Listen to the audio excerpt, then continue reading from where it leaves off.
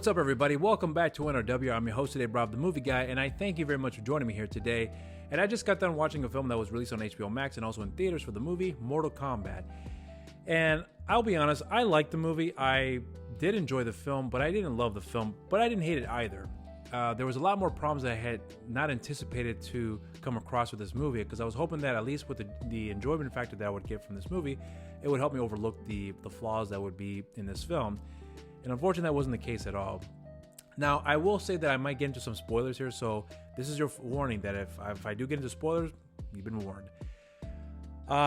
Mortal Kombat is a pretty frustrating franchise, because the first movie that came out back in 95, for anyone who has seen my review for this movie, for that film I meant to say, I enjoyed the movie. I have a lot of fun with the film. I know the movie is full of flaws, but for some reason that works as part of its charm, because despite the fact that the movie hasn't really aged all that well, something about the film I connect with, and I enjoy the characters in this movie. You can tell that a lot of the actors are having fun portraying these characters, and they have good chemistry. So you can see that in it. I walk away happy from this movie. Now, this movie, on the other hand, I didn't really have that same level of connection with the characters, although I will say that I did like the story this time around better, because the direction that they decided to take with the story, I thought was much more fitting and made more sense, and there was a development that you have to build up to for the tournament. And that's one thing about the movie that I think some people may not like about this film, which is that the tournament Mortal Kombat itself is not in this movie at all whatsoever. Despite the fact this movie is called Mortal Kombat, the tournament never happens.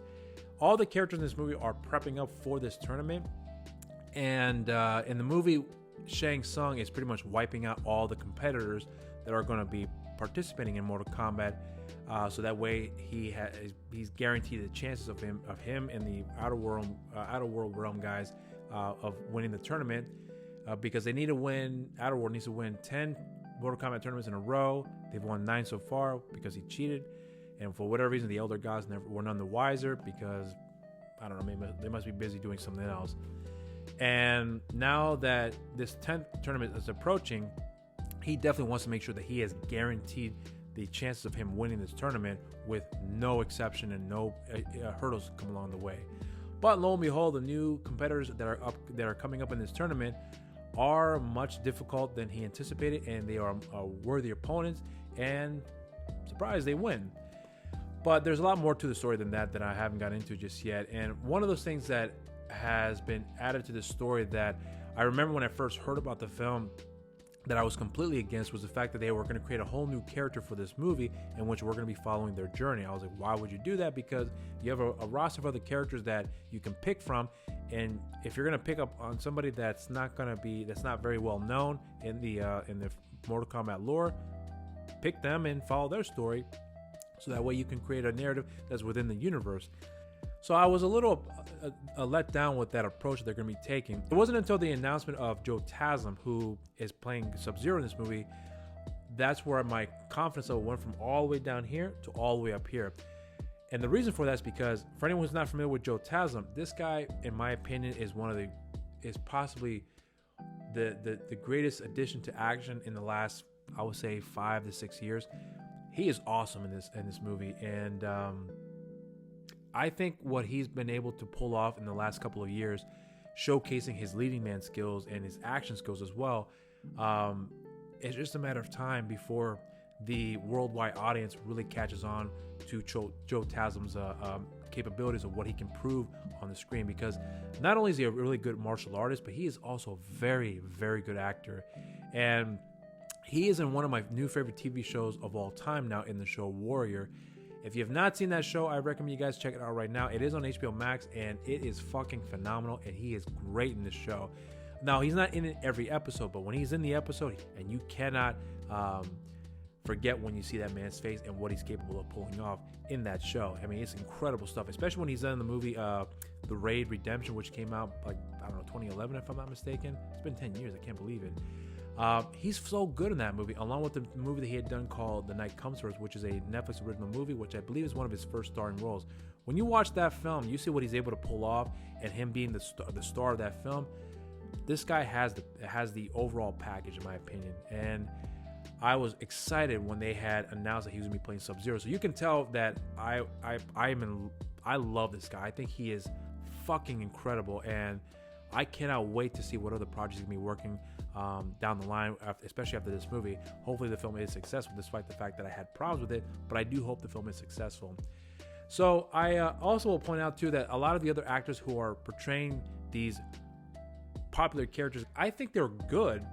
I just think that with what they're given to work with doesn't really hold up all that well, in my opinion, because the development that comes with some of these characters aren't all that great, especially for the character of Cole Young, because I'll be honest with you, I think the character was rather boring. I didn't hate the guy, but he wasn't really there was really nothing he had offered to me that I really connected with. And unfortunately, it goes the same for a lot of all the other characters too. There was a lot of problems I did have with the film as far as the execution of some of the development that you get with these characters, because it's kind of thin in my opinion, and I didn't expect to have any Godfather story development for these characters. I just was hoping that at least we get something to hang on to tag along with and really connect with, like we did in the first movie. But that's not the case here, at least for me now. I do think that upon rewatch, I may come to enjoy the film, and maybe I'll connect with the characters after watching a few more times, because I have a feeling that might be the case here, because I really walked away enjoying the movie, but I just had issues with how they were executed, as I mentioned before. I'm trying to see what else I can say about this movie before I end this here, because there was a lot that I wanted to get into, but I figured that all I can say about this movie is that it's not a bad movie. I enjoyed. There's a lot that I did like about the film. There's also a lot I didn't like about the movie.